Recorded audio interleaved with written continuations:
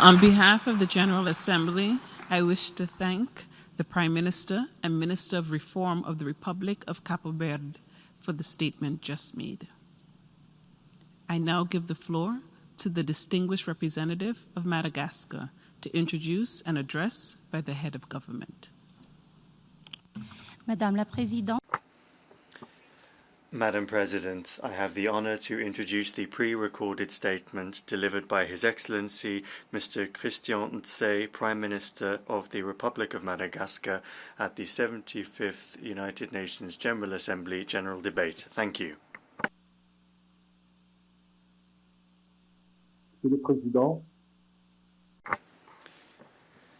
Mr. President, Excellencies, ladies and gentlemen, heads of state and government, Mr. Secretary General, ladies and gentlemen. Madagascar is honoured as I take the floor to address our august assembly on behalf of His Excellency Mr. Andry Rajoelina, President of the Republic of Madagascar, on behalf of the people of Madagascar and personally, and this on the occasion of the 75th session of the General Assembly of our organisation, the United Nations, during which we are celebrating its 75th anniversary as well. Mr. President, I would like to express my sincere congratulation on your election and wish you every success in the conduct of this session, which is an unusual one, due to the highly symbolic anniversary celebration that I've just mentioned, and also due to the extraordinary situation of the COVID-19 pandemic, which the entire world is currently facing and fighting. I would also like to reiterate my support for our Secretary General and encourage him in his solemn mission in the service of Member States. Excellencies, ladies and gentlemen, given the severity of the global spread of the COVID-19 pandemic and its immeasurable impacts on all of humanity, with, among other things, nearly 1 million deaths globally, including 216 in my own country, I would like to convey from this rostrum a message of solidarity, of compassion and of encouragement to all the nations and peoples of the world. We are celebrating the 75th anniversary of the United Nations in unusual circumstances, at a distance from one another, and we must take this sign of the fragility of the world as an opportunity to come together in our shared faith in our collective future, and to come together around the human values of shared peace and prosperity that drive our organisation. Given the uncertainty permeating our shared planet and the need to accept that individual efforts and individualistic achievements have reached their limits of common sense and effectiveness, we should take note of those most important shared values of our organisation, such as unity, solidarity among peoples, and cooperation among nations. We must therefore reaffirm our commitment to what unites us and reject what divides us. It is through solidarity and cooperation that we will be able to overcome the COVID-19 pandemic, and this is the form and the tangible beneficial meaning that we can give to and also receive from multilateralism. Excellencies, ladies and gentlemen, as at the beginning of its history 75 years ago, the immediate challenges facing the United Nations are immense in this anniversary year. COVID-19, which is a threat to us all, does not distinguish based on age, gender, religion or race.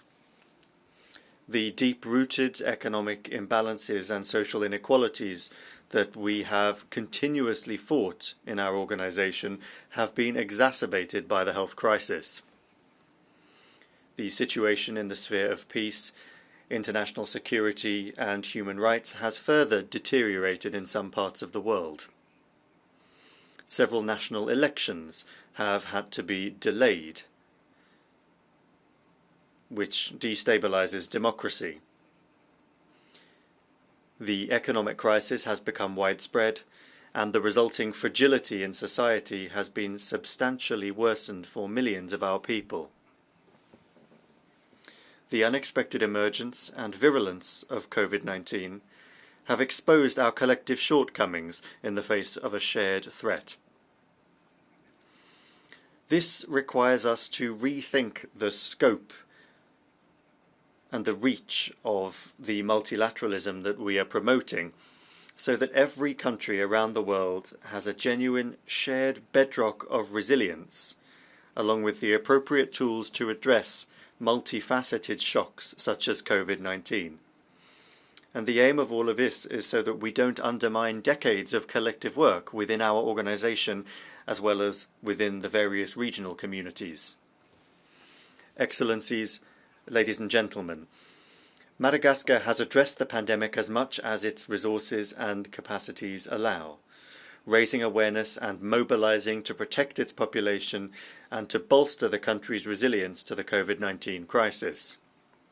Since the official announcement of the COVID-19 pandemic in Madagascar in March 2020, our country has quickly implemented a multi-sectoral response strategy to better cope with the social, economic and environmental challenges and impacts. The country's response is based on three main goals: curbing the spread of COVID-19 to stem the pandemic, assisting vulnerable people and effectively meeting their essential needs, and protecting and stimulating the economy, maintaining human capital and facilitating a recovery. With this in mind, our efforts are focused on establishing and strengthening a governance structure for the pandemic response, strengthening social protection measures, and supporting economic resilience. This response got underway quickly on the basis of several major activities, such as the establishment of the Operational Command Centre at the national and regional levels, and the development of multiple social assistance programs to support families affected by the public health crisis, as well as vulnerable families. What's more, the state decided to help the private sector maintain employment and the means of production through unprecedented tax relief, helping the sectors that have been affected to better cope with the consequences of the health crisis, with aid packages such as providing seeds and fertilizer for farmers, giving food parcels to some affected workers, ordering more than 5 million masks from free export companies and small private enterprises, launching a major public infrastructure investment project, and support for research and innovation to produce COVID organics, or CVO, an improved traditional remedy for effectively combating COVID-19. Madagascar has truly stood out with CVO, which is the result of major research done by the Malagasy Applied Research Institute, IMRA, given Madagascar's recognition as a haven of global biodiversity, with a very rich and varied global pharmacopoeia. CVO, which is preventive and curative, has undoubtedly allowed Madagascar to avoid a human tragedy similar to what has unfortunately happened in many countries around the world with the spread of COVID-19, because the country distributed this remedy en masse in conjunction with the many social and public health measures it adopted. Madagascar has not faced this challenge alone. It has benefited from the vital and substantial support of the international community and scientists from all over the world. And here I would like to convey to all of them the profound gratitude of the government and people of Madagascar. Lastly, on behalf of His Excellency Mr. Andry Rajoelina, President of the Republic, I would like to pay particular tribute to all of Madagascar's medical personnel, to the defence and security forces, to all the volunteers, and all the essential service workers in the public and private sectors for the sacrifice and services that they have worked hard to provide by giving care and treatment to the sick and protecting our fellow citizens and their property, sometimes risking their own lives in the process. The results we have achieved show that Madagascar has a handle on the spread of COVID-19 because the recovery rate of confirmed cases is 93%, while mortality is at 1.2%. The entire people of Madagascar also deserve our sincere gratitude for their conscientious and calm behaviour during this difficult time, and for the sacrifice and patriotism that they have demonstrated in this difficult moment in our history and the history of every other country around the world. Excellencies, ladies and gentlemen, Madagascar considers it urgent that we make up for lost time in our collective thinking and action on the impacts of COVID-19. With this in mind, it is essential now that we come up with and promote a new concept with new innovative response instruments that promote global, regional and local initiatives for the production of medical outputs, including medicines and vaccines. We must strengthen international cooperation in the area of health to make the most of the comparative advantages of each country, increasing the number of models that are available and adapted to countries' levels of technology and innovation, and promoting universal access to innovative practices and scientific data. And we must establish mechanisms to finance healthcare systems. Given the global health challenge caused by COVID-19, these proposals will only be feasible with unprecedented cooperation between nations, the scientific and medical research community, the pharmaceutical industry, and multilateral partners. Excellencies, ladies and gentlemen, Madagascar intends to rapidly catch up the delay in its development. As part of this effort, major priority initiatives have been launched in several areas, such as strengthening the fight against corruption, including in the public administration. As guarantees of good governance, the security and justice sectors have also been strengthened. Despite the impact of COVID-19 on our country's resources, respect for the rule of law and the promotion of responsible democracy mean that we will organise elections for the Senate in December 2020, since the Senators' terms come to an end in January 2021. The question of economic development and social progress remains one of our country's priorities because only shared prosperity can have a virtuous effect on the social well-being of our people and also provide a better future for our children.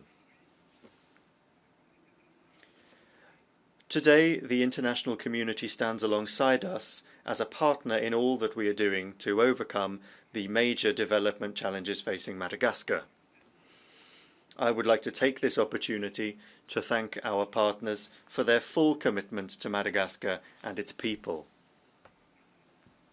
Excellencies, ladies and gentlemen, the COVID-19 pandemic has exposed the limits of multilateralism in terms of cooperation in the sphere of health and healthcare, and it is essential that we make corrections in the many important different areas that I have mentioned already.